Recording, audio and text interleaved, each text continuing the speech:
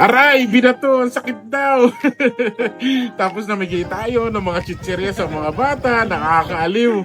Tapos pinrank natin sila dito, tapos nag-food trip, yes! Oops. Pero bago yan, ito muna ang mga nangyari. Kain time, mga kulay, lunchtime. Dito pa rin tayo kalahati Blank. Kasama ko si Roel. Si Ron. Kami, itong Pokemon. Pokemon na nga ang tawag namin sa amin kasi talaga namang hindi na kami makapagbawas ng kain. Talagang food trip ng food trip araw-araw, mga kulay. Ano ba naman to? Aray mo! Kumain nga kami dito ng pansit, ng pork chop, tapsilog, sisig at marami pang iba. Sarap ng food, mga kulay. Let's go. Tapos na kami kumain. Papunta na kami ng beach house kaso naiwan ni Pikachu. Yung drone doon sa kainan. So sana nandun pa, tingnan natin. Let's go. Binalikan nga namin yung drone na naiwan ni Pikachu. Buti na lang at nandun nga at safe ang ating drone. Mga kulay, safe na safe ang mga gamit nyo dito sa Kapalonga. Mababait ang mga tao dito. Hindi kayo mawawalan basta-basta. Matapos namin kumain at kunin yung naiwan na drone, bumiyahe agad kami. Dito naman makikita nyo mga kakulay na kinakabit na ang mga PVC panels. Patapos na talaga. Nagdidrill na rin ng mga paglulubugan ng mga saksakan natin. At dahil nga nagdi-discuss kami ni Foreman at medyo maingay, ay binato nyo talaga ng bato. At sakit ang sabi niya. At ito na mga kulay, kung makikita nyo, talagang napakaganda na ng itsura ng ating beach house. Ito naman ang ating swimming pool mga kakulay. Tinanggal na natin ang mga kalat at unti-unti na nating nilinis. Habang naglilinis nga, ay may nakita tayong alimango. Kagaya ng sabi ko sa inyo, napakadaming alimango dito sa amin sa Kapalonga. Lumalaban pa yung alimango. Talaga namang isinasalba niya yung buhay niya kahit na alam niyang pagkain natin siya. Ay, ang sarap niyan mga kakulay. Ito naman, makikita niyo dito na talagang hinuhugasan na natin, tinatanggal lahat ng alikabok sa swimming pool. Mga kulay, ano na, nilinisin natin yung sahig tsaka yung mga wall kasi mag-waterproofing na tayo sa buong swimming pool.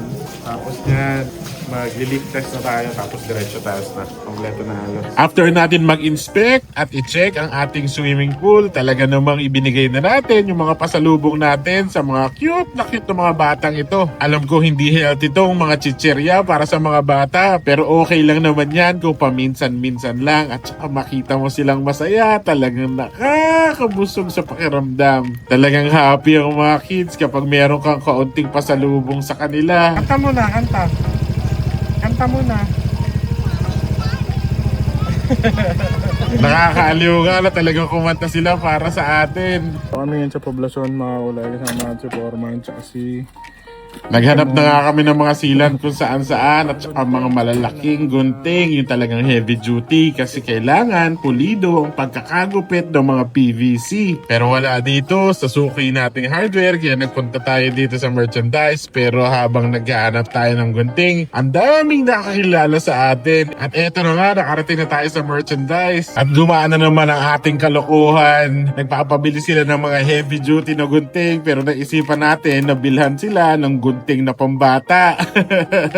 Masaya kasi kapag hinaluan ng konting biruan at kalokohan habang nagtatrabaho. Kapag masaya ang mga nagtatrabaho, mas maganda ang resulta. Pero bago natin ihatid yung mga gunting, nakasalubong ulit natin yung mga bata kanina kasi nag-promise tayo na bibilhan natin sila ng inumin. Hindi pwedeng chichirya lang kaya dinala natin sila ng mga Chucky na chocolate drink.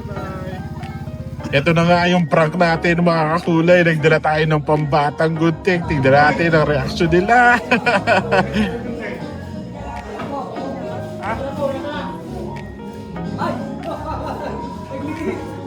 Ah. Mali ba to? Mali ba to? Oh. Mali ba to?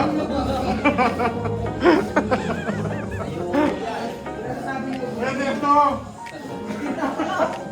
At talagang laugh trip nga tayo dito kasi alam natin hindi naman talaga yan yung good thing na hinahanap nila. Para magkaroon ng konting kaligayahan at katuwaan, pinrank natin ang ating mga mason dyan. Dito naman mga ulay, makikita nyo na kinakabit na yung mga spotlights natin, mga mini spotlights. Tapos napag-desisyon nating umuwi, merong mga nakakilala sa atin. Sabi po, Speedy, tumabi tayo para bigyan sila ng mga stickers. Nakakaaliw, salamat po mga kakulay sa panonood ng vlogs. At meron pa si tatay na senior, talagang naglakad pa para makakuha ng sticker sa atin. Tapos, nung nakarating tayo sa poblasyon para maghanap ng pagkain, marami ulit nakakilala sa atin at nagpa-picture dito. Salamat mga kakulay ha. Tamang food trip na naman tayo. Paano ba naman tayo magkaka-abs nito at makakayayat? Ayaw tumigil ng mga bunganga namin.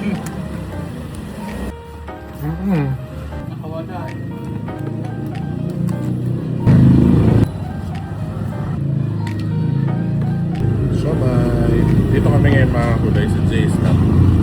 Sa tapat lang ng munisipyo. Ito naman, sisig.